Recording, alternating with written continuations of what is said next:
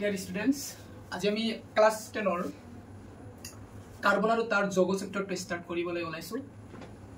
ভিডিওটো সকলে প্ৰথমৰ পৰা শিকলৈকে চাবা। কাৰ্বন এণ্ড ইটস কম্পাউণ্ড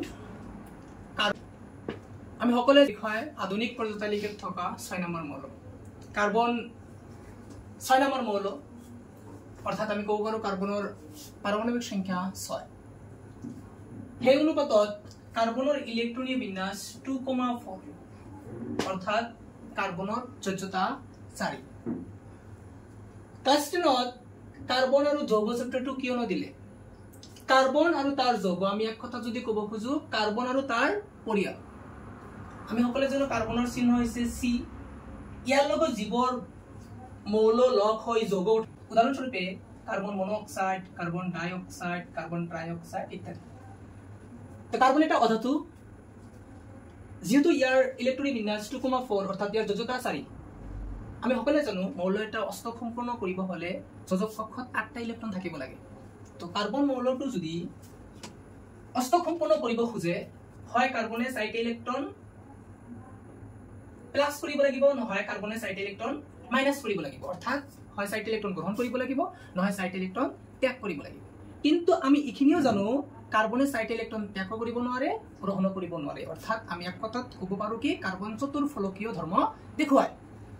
কিয়নো যদি কাৰ্বনে 4টা ইলেক্ট্ৰন গ্ৰহণ কৰে তেনেহলে 4টা ইলেক্ট্ৰন গ্ৰহণ কৰিব নোৱাৰে। আমি পোনপ্ৰথমে ইলেক্ট্ৰন গ্ৰহণ কথা ক'ব বিচাৰিছো কাৰ্বনে যদি 4টা ইলেক্ট্ৰন গ্ৰহণ কৰে তেনেহলে কাৰ্বনে C4- এনায়ন আয়ন গঠন কৰে। কিন্তু কাৰ্বনে 4টা ইলেক্ট্ৰন গ্ৰহণ কৰিলে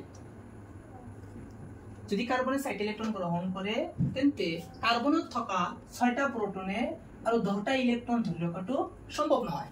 হেদৰে যদি কাৰ্বনে 4টা ইলেক্ট্ৰন গ্ৰহণ কৰে কাৰ্বনে 4টা ইলেক্ট্ৰন ত্যাগ কৰে C4+ কেটায়ন আয়ন গঠন কৰে। কিন্তু কাৰ্বনে 4টা ইলেক্ট্ৰন আঁতৰাবলৈ বহু পৰিমাণৰ শক্তিৰ প্ৰয়োজন যেটো কাৰ্বনৰ নাই। কাৰ্বন মৌলটো যদিও অধাতু ই সুস্থিৰ হ'ব হলে ই সহযোজী যৌগ গঠন কৰে।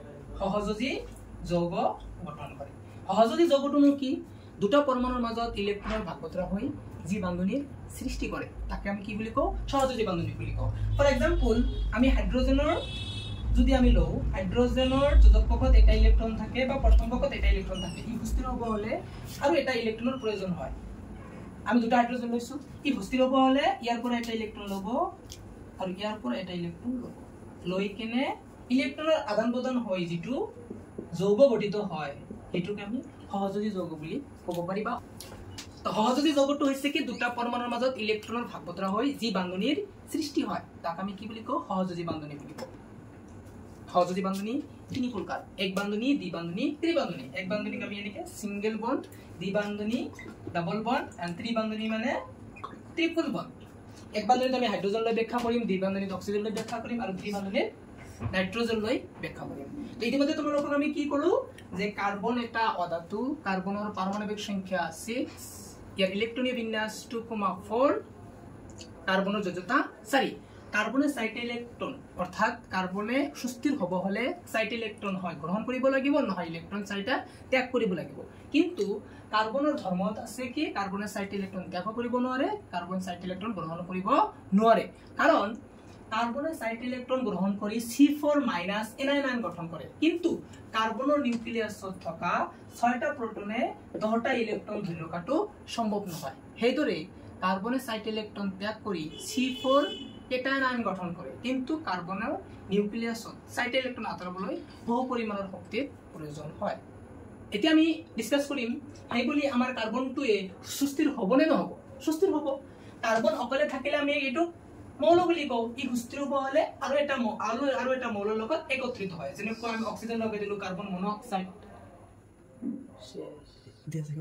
কাৰ্বন ডাইঅক্সাইড, কাৰ্বন ট্ৰাইঅক্সাইড, এইবোৰক আমি কাৰ্বনৰ যৌগ বুলি ক'ব পাৰি। অৰ্থাৎ কাৰ্বন তাৰ পৰিয়াল, কাৰ্বন আৰু তাৰ পৰিয়াল। আৰু সেইকাৰণে চেপ্টাৰটোৰ নাম দিছে কি কাৰ্বন আৰু তাৰ যৌগ।